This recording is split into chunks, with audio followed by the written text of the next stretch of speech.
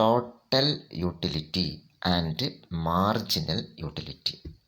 മൊത്തം ഉപയുക്തതയും സീമാന്ത ഉപയുക്തതയും തമ്മിലുള്ള റിലേഷൻ ഒരു ടേബിളിൻ്റെ ബേസിലും കർവിൻ്റെ ബേസിലും നമുക്ക് എക്സ്പ്ലെയിൻ ചെയ്യാം. ടോട്ടൽ യൂട്ടിലിറ്റിയും മാർജിനൽ യൂട്ടിലിറ്റിയും. ഓക്കെ,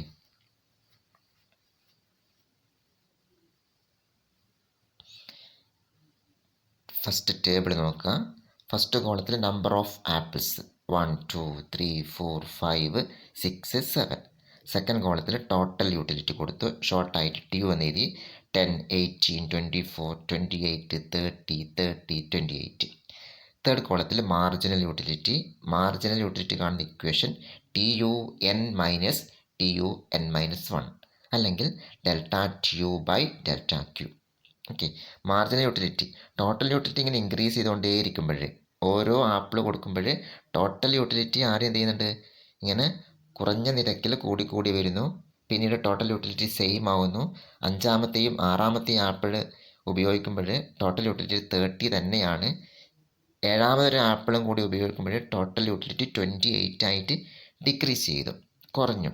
അപ്പോഴും മാർജിൻ യൂട്ടിലിറ്റി എന്താ ചെയ്യുന്നത്, ഓരോ ആപ്പിൾ ഇങ്ങനെ ഉപയോഗിച്ചു കൊണ്ടിരിക്കുന്നത് അനുസരിച്ചിട്ട് മാർജിനൽ യൂട്ടിലിറ്റി MU കുറഞ്ഞ് വരുന്നു. ആദ്യം 10, പിന്നെ 8, പിന്നെ 6, 4, 2, 0, -2 ആയിട്ട് ഇങ്ങനെ കുറഞ്ഞു വരുന്നു. ഓക്കെ, ടോട്ടൽ യൂട്ടിലിറ്റി 10 ആകുമ്പോൾ മാർജിനൽ യൂട്ടിലിറ്റി 10 തന്നെ. ടോട്ടൽ യൂട്ടിലിറ്റി 18 ആയിട്ട് ഇൻക്രീസ് ചെയ്യുമ്പോൾ മാർജിനൽ യൂട്ടിലിറ്റി 8 ആണ്. ആ 8 എങ്ങനെയാണ് കിട്ടിയതെന്നാണ് ആ 8ൻ്റെ നേരെ ബ്രാക്കറ്റ് കൊടുത്തത്. അതായത് ഒന്നാമത്തെ ആപ്പിൾ കഴിക്കുമ്പോൾ കിട്ടിയ ടോട്ടൽ യൂട്ടിലിറ്റി, അതേപോലെ തന്നെ രണ്ടാമത്തെ ആപ്പിൾ കഴിക്കുമ്പോൾ കിട്ടിയ ടോട്ടൽ യൂട്ടിലിറ്റി 18 ആണ്. അതായത് 80ന്ന് 10 - 8 ആണ് 8 ലഭിക്കുക. പിന്നെ തേർഡ് ആപ്പിൾ യൂസ് ചെയ്യുമ്പോൾ 24 ആണ് ടോട്ടൽ യൂട്ടിലിറ്റി. അപ്പോഴേ കിട്ടിയ മാർജിനൽ യൂട്ടിലിറ്റി 6 ആണ്. അതായത് 24ൽ നിന്ന് 18 മൈനസ് ചെയ്യുന്നു, അങ്ങനെയാണ് 6 കിട്ടിയത്.